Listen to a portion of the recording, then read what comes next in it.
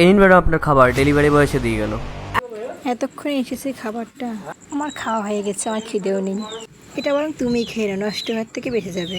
তো ম্যাডাম আমি তো খাবারটা এমনিতেই ফেলে দেবো, তার থেকে তুমি খেয়ে নাও, নষ্ট হবে না। এই বাহানায় আজ ঠিকঠাক খাবার খেতে পারবে। খাবার নষ্ট করা থেকে কারোর পেটে যাওয়া অনেক ভালো। এই নিন ম্যাডাম। আজকে তুমি উপোস করেছি, এটা আমি খেতে পারবো না।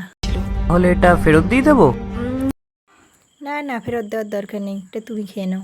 ম্যাডামটা খুব ভালো, ওনার জন্য রোজ রোজ আমি খাবার পাই। জেনে বুঝে করেছে। আপনি আপনার অর্ডারের খাবারগুলো কোনো না কোনো বাহানায় সিকিউরিটি গার্ডকে দিয়ে দিচ্ছেন। কারণ আছে।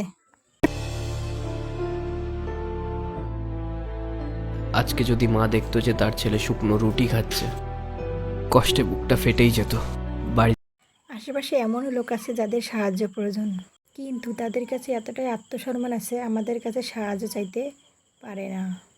আপনি এবার থেকে আমিও ওনার খাবার দাবারের ব্যবস্থার খেয়াল রাখবো। হ্যাঁ।